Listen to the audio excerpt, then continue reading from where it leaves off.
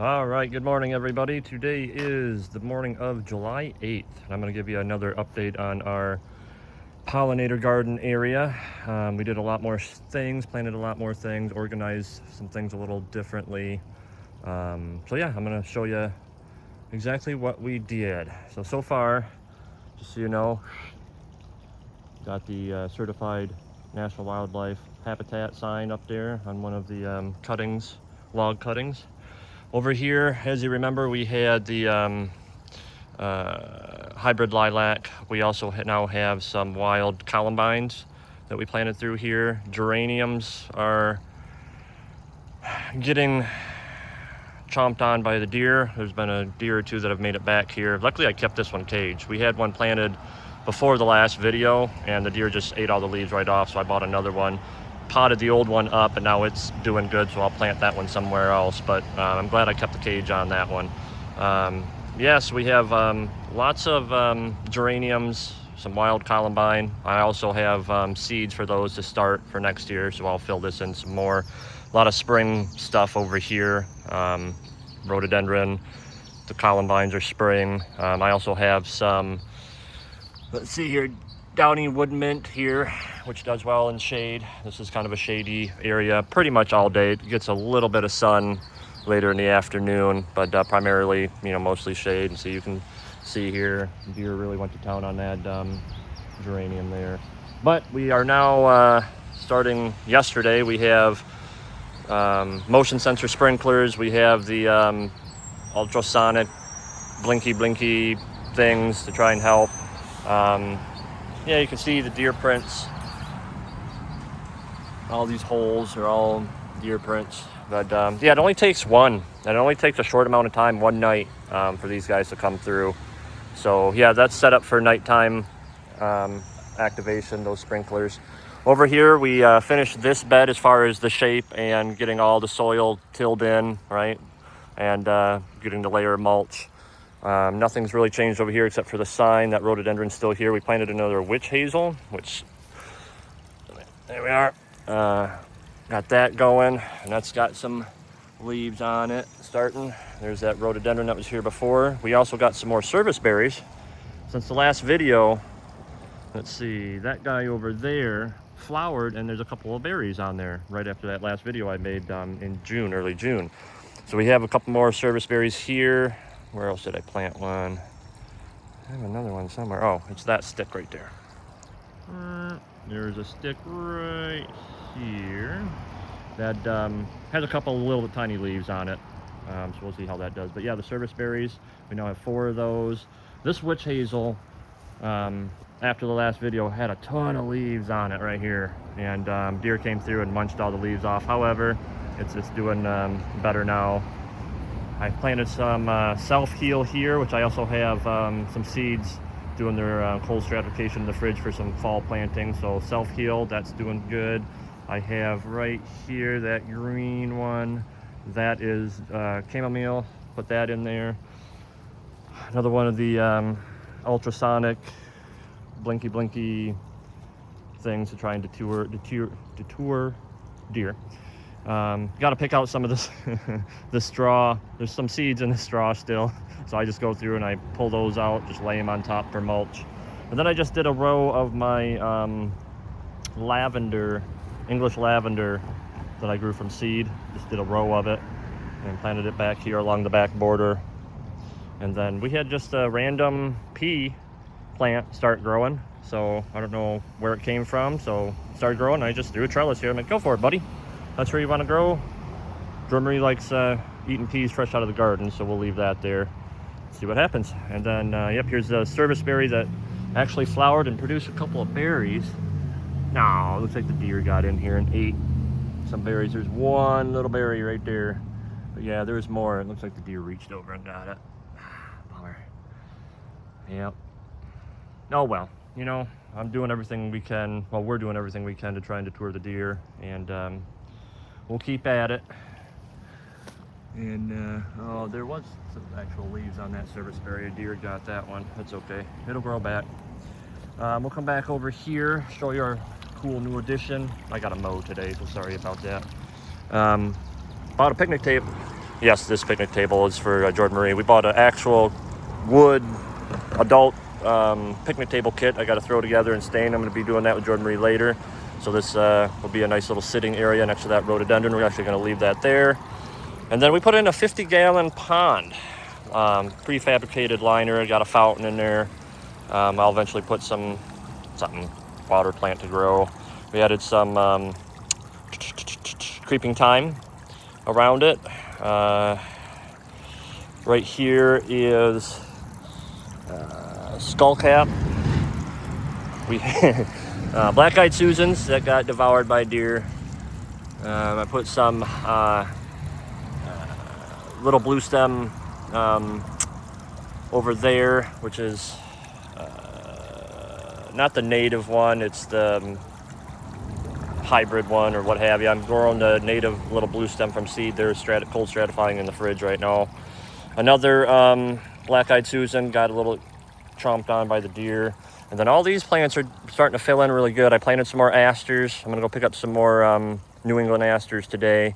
I planted, local nursery had showy goldenrod, which I've been trying to grow from seed, and for whatever reason, the seed company I bought all the seed packets from, I only got like one to germinate, and it didn't last very long.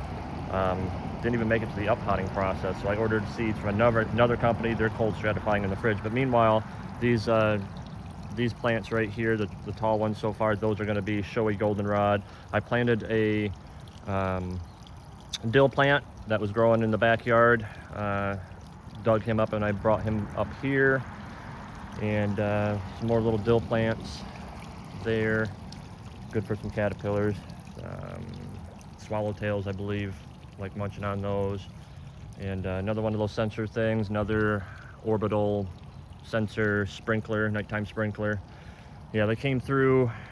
Oh, the Joe Pye weed is opening up. That's cool. One after that blazing star again. This blazing star they went after before actually has some blooms on it. That one back there had one that, that flowered, and it's got some new sprigs coming up, but the deer still munched on those when they made it through. Ate most of the blooms off that wonderful sedum that grew really tall. There's a few left on there. I planted some false sunflowers native to Michigan. They were bushy, just like those goldenrods that I bought them at the same time. Deer just ate all the leaves right off of those, so I'm bummed about that. The English lavender over here is doing good. They ate this little sedum. As you can see, there's a leaf right there. They munched on it. This beautiful sedum had gotten pretty big. They came and ate most of the blooms off that. There's a bloom there, but bumblebees aren't going to be happy this year. Same thing with that little sedum. They ate that side of the plant, left a couple blooms. Didn't touch the milkweed. They don't like milkweeds. This is a swamp milkweed. I added a couple more swamp milkweeds in this patch. Yeah. Hyssop is doing good. Got some blooms on there. Bumblebees will like that. Munched a little bit on this rhododendron. Some of the globe thistles are actually going to make it, which is cool. They weren't looking so good. Ate the cone flowers. Yeah, what can you do? Oh, cool. I made a little mushroom kind of altar thing, table thing over here. I just put that over there and set it up there and put it on a log. Mushroom, family show here. That's a mushroom. Deer prints all over, coming in this way. 4 little fall sunflowers. I'm sure they'll survive, but that's all right. I'll order some seeds and grow some of those from seed. Queen Anne's lace is going pretty good. I remember I threw in from seed. They're getting a little bigger, especially those ones over there. Swallowtails like those. Anything from the kind of the carrot family, which those kind of are. The dill, similar. They can munch on those, the caterpillars. So I'm just kind of planting stuff that will grow, flower, seed, and potentially be utilized by caterpillars. We have more butterflies. Orange butterfly weed is right there. They're getting pretty tall. I think one got eaten. I got another one I got to plant. Oh, they went after one of the Queen Anne's lace. Look at that. Oh, they went after a couple of them. There's stems here. Got one little leaf with stems. These deer, I tell you what. Look at that. But yeah, setting these up is fun because try and get everything adjusted, and you try and get it off to see how it goes, and you get all soaked. There's no outrunning those things.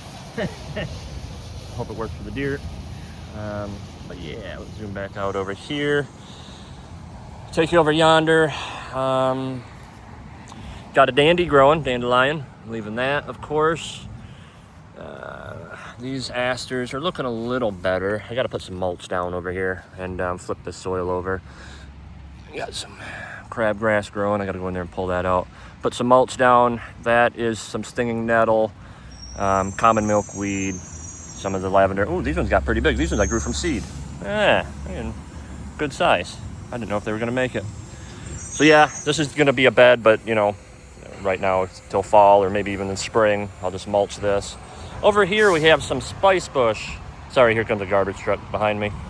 Got some spice bush, bare roots. Hopefully they're gonna make it. Planted those about a week and a half ago.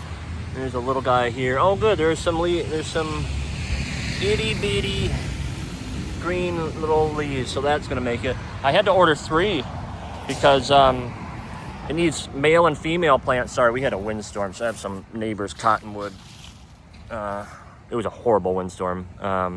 Blow cottonwood little twig branches off and made it in here. But anyways, these spice bush need male and female plants to properly, you know, pollinate and have their little berries on them. So since they're so small, I guess it's hard to, when you order the bare roots, it's hard to kind of determine. I said, well, just give me 3. I'll order 3 of them, and hopefully at least one will be male, the other ones will be female, whatever, vice versa. So I can at least hopefully help the birds and everything with the berries. Over here we have, I was going to tell myself I wasn't going to forget, staghorn. These are staghorn sumacs. Aha! I got 3 of them, planted them close together. They're supposed to spread and do all that stuff. I don't want them spreading all over. Famous last words, right? But I planted them close together. They produce berries for the birds. So I got those. Planted them over here, kind of in the shade area. And yeah, that's pretty cool. I know these 2 films have been in shade, but I'm filming in the morning where all this is in the shade, but it gets obviously sunny. You're right, this is all sun over here. The only kind of shady spot, like I said, is kind of up there by the garage in that bed where the columbines are and what have you. But yeah, and then over here, I still haven't decided what I'm going to do here. I'm figuring I kind of want this as a seating area. As this birch grows tall, there'll be shade coming this way from the afternoon sun. And I figured when all this fencing is removed and, you know, all that, keeping it up for those pesky deer, because as you know, they ate everything but that top, that top leaning branch right there with the leaves that go like that way, you know what I mean? Everything below had been eaten by the deer after this fence was down when I remulched, right? I expanded it and put all nice cedar mulch down, right? Well, that first night this fencing was down, came in and just ate all the leaves. But that's what deer do. They're going to go after all the native plants, which is primarily what I'm trying to plant, is a lot of native to Michigan plants for, you know, all of the critters to host plants and stuff like that. All the caterpillars that feed off of certain plants and, you know, just stuff like that I'm trying to have planted. But that's what the deer eat because they're from here, and they're going to eat the native plants before they eat any of the non-native plants from Asia, right? So, of course, they're going to go for the stuff they're used to eating, and that tastes good to them. Anyways, sorry, still struggle with the deer. I can go on and on about the deer. Some more creeping thyme here. I got some more to plant. So what I might do is I might just do a kind of a carpet of creeping thyme right here because it takes foot traffic, and it has the beautiful smelling. These are going to be little pink, purpley ones here, flowers. It does attract pollinators too, you know. So as it fills in, it might be a little carpet of that. And I haven't decided yet, you know. I do have more to plant, so I'll probably just fill in, put some more. I think I got 5 more, so I'll just plant 5 more in this area, let them get bigger. I had a beautiful, they had one left, native lupine plant. And that is what the deer you got it twice, right? They went right for that plant. So it's native, it's wild lupine. Amnon, can you get out of the bed, please? Okay. But anyways, yeah, I went right after that native lupine. I have since ordered the seeds for that, so I can grow it from seed. They are cold stratifying in the fridge right now. So what I'll do is I'll plant a bunch more. I'm going to have this section here, all the wild lupine, which is a host plant for a native butterfly caterpillar. I can't think of it right now, but yeah, I'm trying to do a lot of host plants, a lot of stuff so we have more of the native butterflies and stuff to feed on, caterpillars to feed on and turn into butterflies. We have a dill plant, and we have some native yarrow here. Dill's there, obviously yarrow's over there, the white yarrow. Over here is the, yeah, I've got some good wildflowers going. Oh, they ate the honeysuckle. I had some beautiful honeysuckles, the flowers and everything for, God, almost a few weeks after filming the first video. Oh, the deer just ate all that. Like they, oh, I was so upset. Like they ate this vine going up here. I mean, I had beautiful flowers. I was waiting for hummingbirds to come through. I got to get this worked up here, but anyways, we have some of the yarrow, the summer pastels. They're starting to open. That's looking good. The little wildflower patch over here is doing good. Oh, I put stepping stones in. Yeah, let me step back here. Because I tilled all this and it's all nice and fluffy soil, right? And then that I covered with mulch. I'm like, well, let's put a couple footpaths in there so I can get in there and weed and, you know, what have you. I talked about that last time. And so I did. I got a footpath going all the way that way and then one coming up over here, right? I'll probably put another one maybe going through there too. Because, you know, the straw, it's not hay, it's straw, but there's still some active seeds in there, you know. So, you know, I have to get in there and, like I said, I just pull it up and set it right back down. You know, it's fine. The alyssum's doing good. I put the bird bath on a little pedestal, raise it up a little bit, but also so I can get in there because I like to take this off and I hook up a brush to my power drill. I unplug the fountain. I got to bury all this wire here, just so you know. And then I wash it out really good, scrub it out really good, rinse it out, do all that stuff. If I have to, I'll do some Dawn dish soap, really clean it out. Rinse it off really good, set that right back up there and good to go, and it stays level, you know what I mean? Because before, I couldn't see it, and it was kind of like that. So you fill it up with water, and it all kind of flows to one side. So I got that all leveled up for the most part. But yeah, I'm really liking this fountain. Jordan Marie really helped me with this. And we're waiting to hopefully get some frogs and toads and all that cool stuff. Yeah, we'll wait and see. But yeah, I'm looking forward to that. I'm really liking that. But yeah, this is kind of the footpath I was talking about. Yeah, I had a leader hose, which is a short hose that usually connects to the hose reel, the one that connects to your spigot, right? And I just connected those two together with one of those. And it got too hot in the sun yesterday. It blew a hole right through that cheap leader hose. So right now I have a big 50-footer that I had connecting the two, which obviously that ain't going to stay. I just need a more thicker hose that isn't going to burst in the hot sun. I did drain the water out of there today. Yesterday I had it, you know, the hose going, and that water probably got too hot and just burst that. So got to be more careful about that. So I don't have the water in there now. I emptied the water out, you know, activated these, shut off the spigot, and so I drained the water. So hopefully that'll help. But yeah, I mean, the bee balm is doing really good. That's really good. This is bee balm here. Got another dandelion, which I'm leaving. I'm letting all the dandelions grow. They're nice. You know, they benefit the honeybees and stuff. I'm not going to rip any of those out.